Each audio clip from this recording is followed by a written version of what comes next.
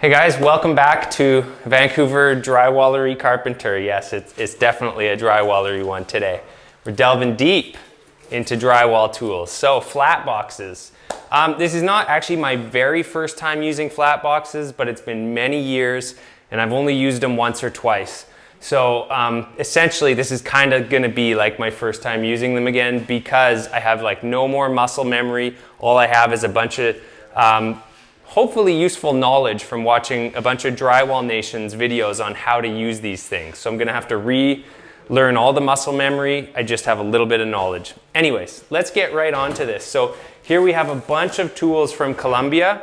So I wanna say also big thanks to Colombia. These are generously donated so I can make videos about this stuff, which is super exciting for me because as a drywall nerd, I spent like, a few years on Drywall Talk, always learning about all these kind of tools, but never really having any and never getting to use any. So I'm kind of like living out my like 10 years ago Ben dream here with all these tools. But let's take a look. What the heck is a flat box? So yeah, we've got, this is the 12-inch one. Come on, I jammed it back in there poorly. But a flat box is essentially a tool that you run across the wall. So it's got a handle that attaches to it. It's got these, it looks like a stainless steel blade in this little brass shoe. It's got a curve on it. Let me know when you can see the curve. Yep. So it's got this big crown on it, and then it's got this dial here that you can take away that crown to whatever degree you want. But the reason it leaves a crown is when it goes over a flat joint, so they're called flat boxes because they go on flat joints. What it does is it leaves the perfect amount of drywall over the joint with a slight crown because drywall mud shrinks as it dries. So you actually want to leave it on the tiniest bit thicker than you intend it to be because it's going to shrink a bit. So what this does is the handle goes on the back of here and it pushes on the box. This thing's full of mud. It pushes it out of that little orifice there. And what I find amazing, and you guys are going to see this as we start to use these, because they are actually pretty user-friendly. What you're going to notice is like it's unbelievable how well these boxes feather the edge and what a good job they do. So anyways, without further ado, let's really quickly check out the rest of the tools here. This is the 12-inch one. That's for finish coating. And I also have, in this one, a 10-inch one. So these are all brand new, never been used, should be perfectly set by the factory. And I love that Colombia is local. Like basically, if I get in my van and drive an hour, I can get to Colombia's factory. So that's pretty cool to me. So we're gonna be using the 10-inch here, and I just got the regular ones. They actually make bigger ones that hold more capacity, but I'm a newbie, and I didn't want a big hefty tool that, is heavier. So next we have the handles. They sent me a 3-foot handle, or what is this, 29 to 39, and they sent me one that's closer to 4 feet. We're gonna start with the smaller handle because the smaller handle makes it more manageable to use, and they are extendable, so that's pretty cool too. So it's gonna take me a bit. I'm gonna be fumbling a little bit with these tools as this video goes along, but yeah, and I also have a pump to use this with. Initially, they sent me this pump, which is really cool. This one, you can actually just remove the head. So if you want to use it with Quickset, you can super easily clean this out. This is called the cam lock tube. And they sent me this one because they have an attachment, a box filler attachment that like narrows. But it must have been, I'm guessing the person that filled out the order was not the person who I talked to on Instagram, because they then sent me a box filler. So this box filler right here only works with a pump, not that mud tube. So I went out and bought, there we go. I actually went out and bought a pump because I didn't want to harass them. They've been so generous. They sent me all this stuff that I just went out and bought the pump that this box filler works for. Partly I like this design anyways. I like using the pump. So yeah, first I got to mix up some mud and then we'll set all this stuff up. All right, so time to get a box mixed up. I've already got half a box in here, so I just need to do my little get a half a box method here.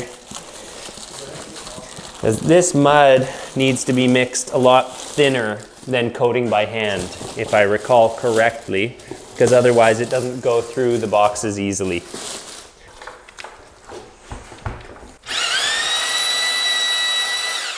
Let's get some water in here.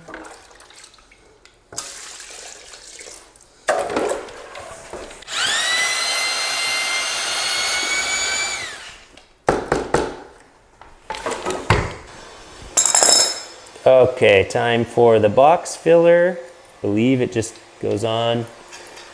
Got nice big stainless steel bolts on there. Pretty simple, just slides right on like that. I love taping tools. Like I love how they're all like these super cool stainless steel and aluminum machines, all precision and cool looking. So I'm just cranking that down tight enough to actually get it to stay there, but not, you know, not so much that I'm gonna break my brand new tools. I've never had brand new boxes. I'm pretty excited to see how a brand new box operates. Okay, and if I recall correctly, you gotta prime the pump. I could be wrong, but I'm gonna do it anyways. So, how does this come off? Oh, easy, easy. So yeah. What I recall is that this thing won't work unless it has some mud in it, because the suction can't engage. So I'm just gonna do this anyways. You guys can fill me in the comments if I'm wrong. Or maybe I'm supposed to do it on the other side. Who really knows? We'll find out. I guess we'll find out if it works.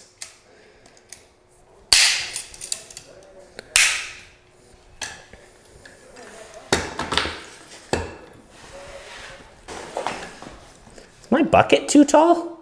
My bucket's too tall. Look at that.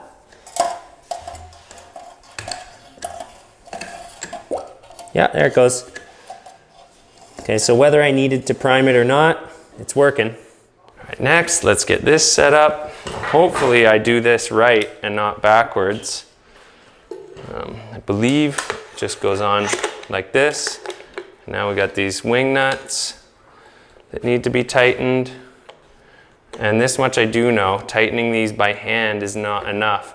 If you don't want your brand new valuable tools to fall on your head or get broken, you definitely want to have, so I'm just using, where did I put those? Oh man, here they are.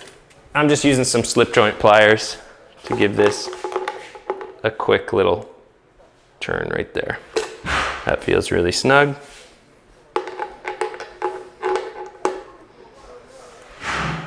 That feels nice and snug. So hopefully these will now not fall on my tet. Okay, filling up the box, I believe. How do you do that? How do we do that? So I guess you probably hold it like this. And the box filler just fills it up. And you gotta just move it over as you fill it up. Get it nice and full. Hey Chris, you want to see the virgin run of this thing? Oh, I definitely do. Okay. It's also my first run of this. Oh man, I forgot what setting I'm supposed to have these on. It's definitely not wide open or it's going to leave way too much mud. So let's see what 1 is like. We'll just see how much it leaves on here. Okay, so we're gonna have to go left-handed here. Oh boy. So here's the embarrassing part, the first run. I might have the mud too wet for this, but we'll see. Ouch. Okay, grab the brake, grab the box handle.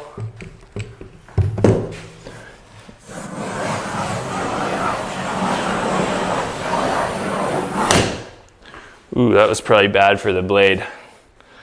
It's not busted though.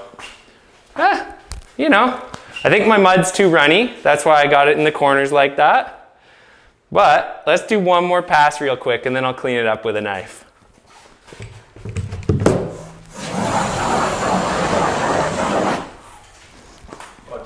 That's better. That's better. Okay, yeah, my mud I think is too wet, but we'll see. So as we can see, it does a perfect feather job. You know, that's just my not knowing how to run this thing yet. The mud looks like it leaves a real nice amount of mud on here. Yeah, so let's see if I can get any better over the course of this job. All right, I'm happy enough to leave this. Mud's definitely too thin.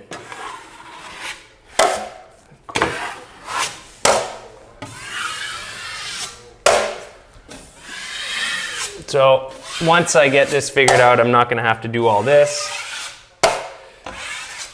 I'd say not too bad for a first run. Now, one thing I'm wondering, how much mud are we leaving on here? Like maybe as a hand taper, I'm putting on too much mud here. So let's just get a 10-inch knife or something, 12-inch knife, and let's just pull this straight back and see what it looks like.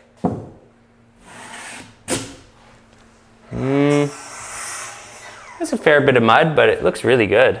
As a hand taper, I love how much mud it's putting on there.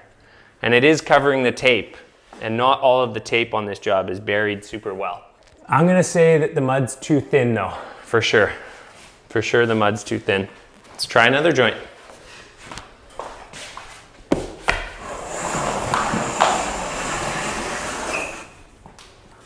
Okay, an up close look, you can see that the first pass, there's still some pits and things that need to be filled in. So it is recommended to run it twice. So when I did that on the last one, it wasn't for no reason. Let's get a little more mud in here.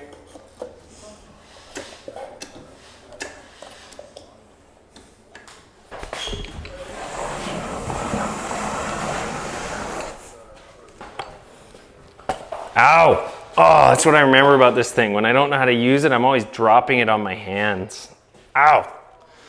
Grab the brake. I remember this from doing box work.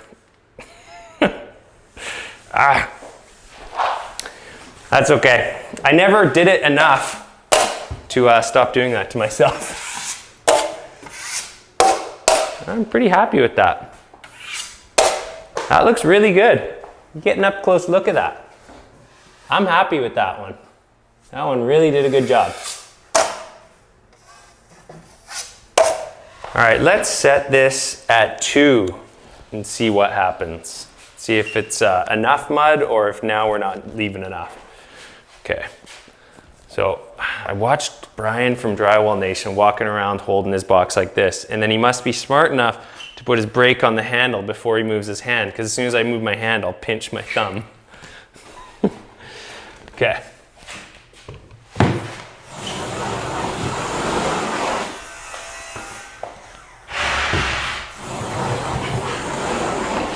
So that might be better. I'm showing some tape at the intersection of the butt joint, but overall, that might actually be better. Okay, you know what, you guys? I think, just looking at this, I'm going back to 1. That's not enough. I'm going back to 1. One more. That's better. That's a more full joint. I like it. Okay, let's try this one. Oh, light.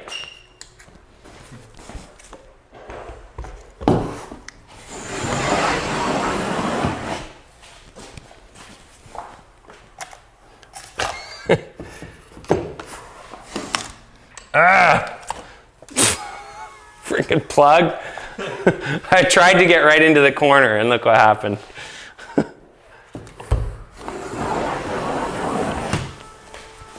Yeah, I like that. Ooh, the Christmas tree. I left my first Christmas tree. Come take a look at this in the corner. That's known as Christmas trees. See that shape? That's a Christmas tree.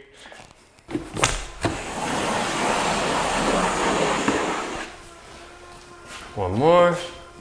Actually, let's try it the other way. I think I ran out of mud. I think that's what's going on there. Oh, those plugs. Here, you just worry about it. Okay.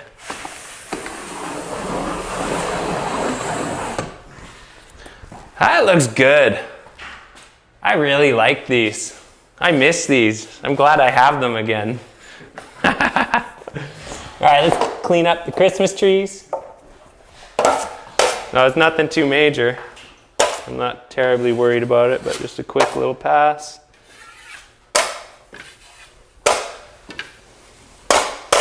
Sander can take care of that. This is looking pretty good. I'm gonna leave it alone. Yeah, I like these. And then this stuff will just get tuned up later. Okay, let's fill up some more. Mix up some more and fill up some more.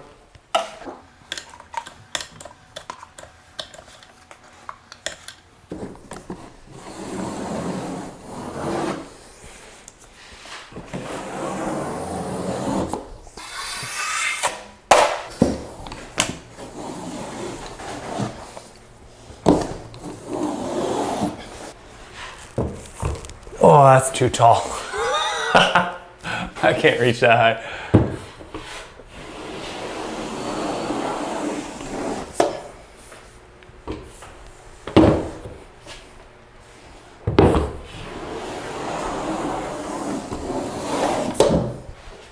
All right, guys, you know what I think we should do? I think let me use this for the rest of the day, and then tomorrow we'll film some footage of me using the 12-inch one after I got some experience. Because right now, I mean, we've seen what it looks like when I'm first trying to use them, struggling a little bit, but I expect it's gonna get a lot easier soon. Just not in the time. Thought I was gonna electrocute myself, but these are all, they're all taped off. Okay, yeah, let's get to tomorrow. Yes, it is the next day. We're gonna run the 12-inch box today. I did start to get the hang of it. I got my knuckles pinched a few times. That is definitely something I remember about using the flat boxes. But first, I'm just gonna sand these really lightly. It doesn't need much. Yes, I know I should be wearing a mask. I just don't feel like putting one on just for the video.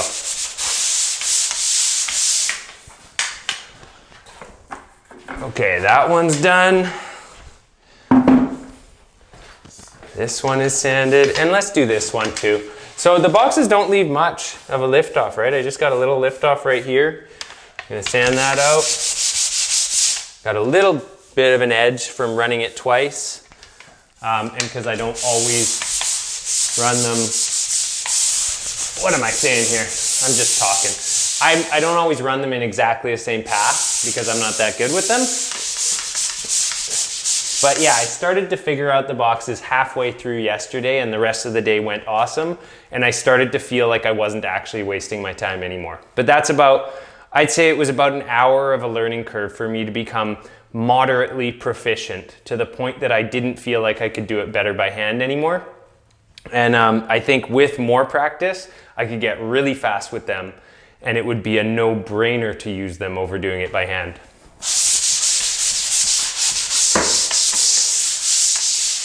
So unfortunately, even though it's July, this whole place didn't dry enough because I wanted to do some sealing. I wanted to box the ceiling with the 12-inch, but some of these joints are still too wet. I just did them last night, and it's still the morning, so they're not dry, but we're gonna do all these ones.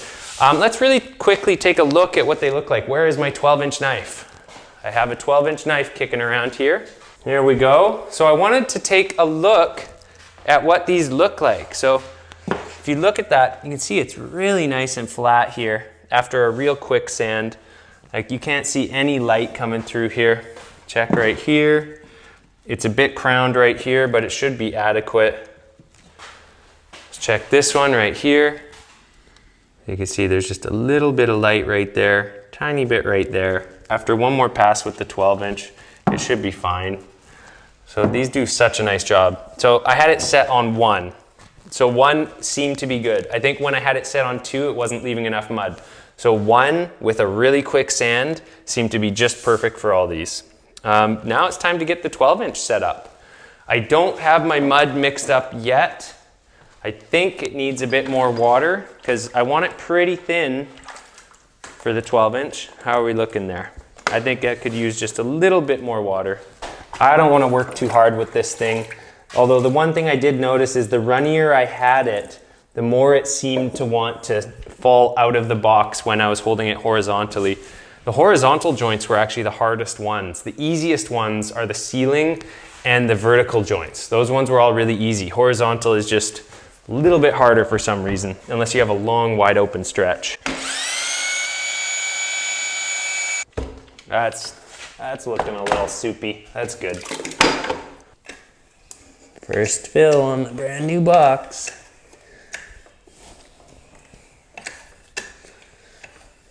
I spent a lot of time trying to keep the box really clean and tidy, and I think I actually spent a little bit too much time doing that yesterday. Hand on the brake, hand on the brake. I really have to focus on holding it like this when it's not in use. All right, let's try 2.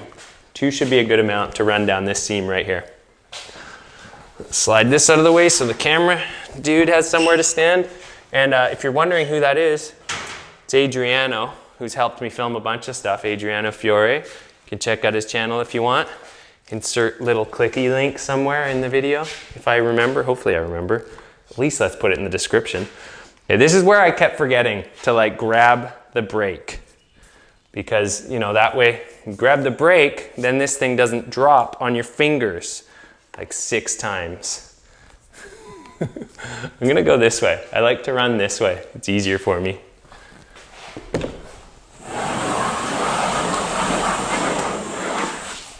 Okay, mud looks too thin because it was dripping out. But man, did it do a nice job. That is beautiful, first pass. Of course, we have something in the mud there. But that looks so nice. It doesn't even need a second pass. I might do one just in case, but yeah, mud's too thin. That's annoying. I don't want to have to thicken it up. Okay, let's just do one more pass here.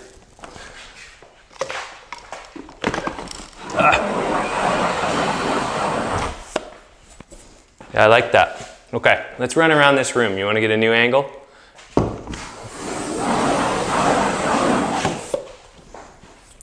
Man, that thing's nice.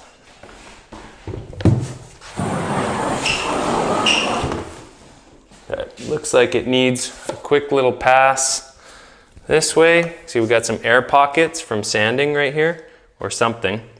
We've got something right here, so we may as well fix that. I'll lift off right there because I'm gonna sand this upright anyways.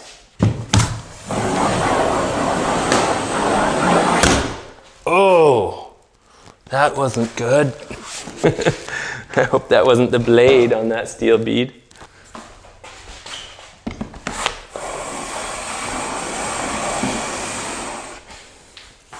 Man, that's nice.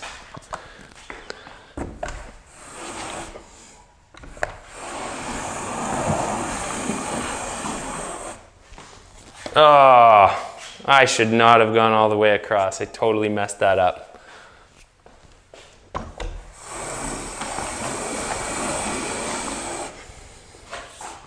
That's better.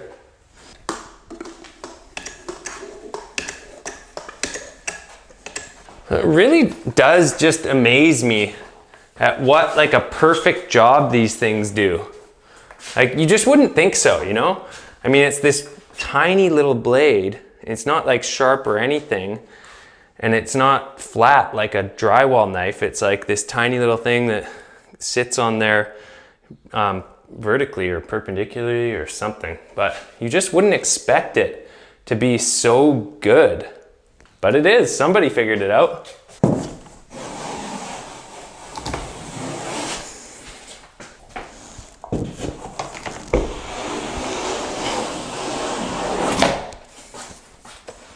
Yeah, that's so nice.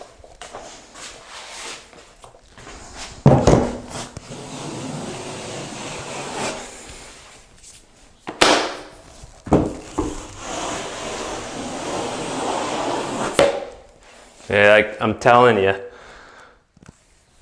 these ones are so much easier. Poop dummy. I'm pushing too hard and not going fast enough. That's why I'm getting all that mud there. All right, let's try another one.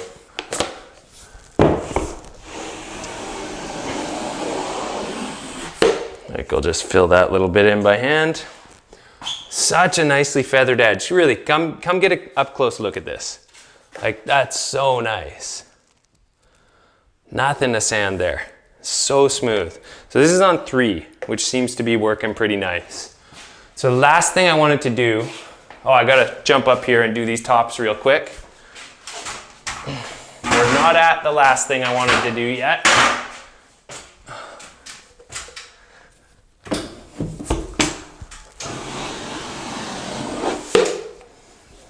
That looks good. You can see how if I was moving more fluidly, this is definitely faster than doing it by hand. And experience is what will help me stop making a mess like this. I'm probably just pushing it down for too long. Or maybe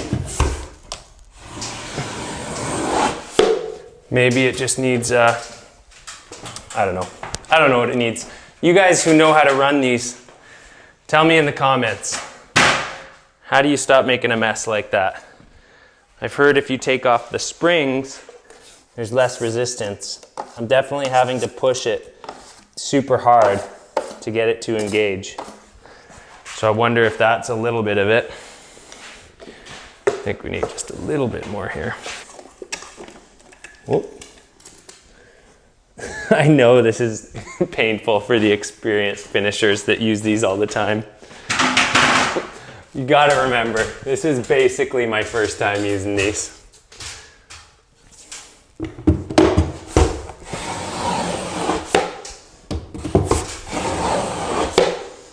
Okay, let's get this one while I'm standing right here.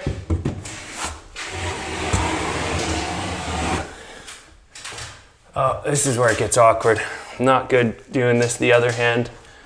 Right here, this is not an optimal position. Nope. Nope. That's where it's actually easier from the floor. So we're gonna switch. What we're gonna do is we are gonna switch handles and do those other few from the floor.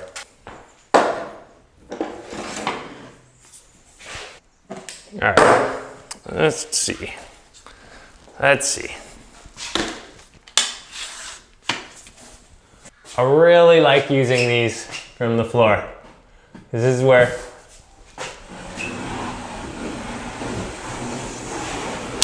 like you can just feel it's made to operate well. Like this. Okay. There we go. A nice clean long it's 6 feet long, but it's one of the only ones that I can do from the floor to show you guys. This isn't like some house with big open ceilings and long joints. That's a 10-foot ceiling. I'm really easily able to reach this. I do feel like after time I would start to get sore. Like my neck and shoulders is already sore, but it's a shoulder workout. Yeah, but I wouldn't have to be sore for a very long time because this would get done so quickly. So ceilings, especially, is where this shines. That was easy. All right, you guys.